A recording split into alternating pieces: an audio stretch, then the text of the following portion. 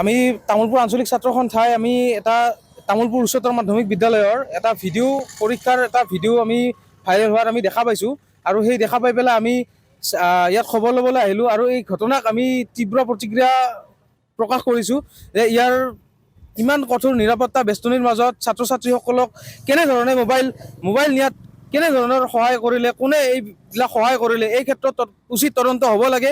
অন্যথা আমি ইয়াতকৈ আৰু বিশেষ ধৰণে আমি তীব্ৰ প্ৰতিবাদ আৰম্ভ কৰিম। এই ক্ষেত্ৰত আমি তেখেতসকলৰ ওপৰতো আমি উচিত তদন্ত হোৱাৰ বিচাৰিছোঁ যে ইমান কঠোৰ নিৰাপত্তা বেষ্টনীৰ মাজত চৰকাৰৰ ইমান কঠোৰ নিৰ্দেশৰ মাজতো শিক্ষক আৰু ছাত্ৰ ছাত্ৰীৰ মাজত এইবিলাকৰ কেনেধৰণৰ মইমতালিৰ সৃষ্টি হৈছে। এই ক্ষেত্ৰত বিদ্যালয় কৰ্তৃপক্ষৰ লগতে ছাত্ৰ ছাত্ৰীৰ ওপৰত উচিত তদন্ত হ'ব লাগে। ভিডিঅ'টোৰ স্পষ্ট হৈ উঠিছে যে নিৰীক্ষক থকা অৱস্থাতে যিসকল ছাত্ৰ ছাত্ৰীয়ে মোবাইল ব্যৱহাৰ কৰি আছিল, এই ক্ষেত্ৰত নিৰীক্ষকেও পূৰ্ণ সহযোগিতা আগবঢ়াইছে।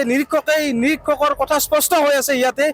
নিৰীক্ষকে তেখেতে নিজেই কৈছে যে তহঁতে এজনকৈ চা, নহ'লে ধৰাত পৰিবি, এনেকুৱা ধৰণৰ উদ্বোধনীমূলক বক্তব্য তেখেতে প্ৰদান কৰিছে। এই ক্ষেত্ৰত তেখেতৰ ওপৰতো আমি কঠোৰতম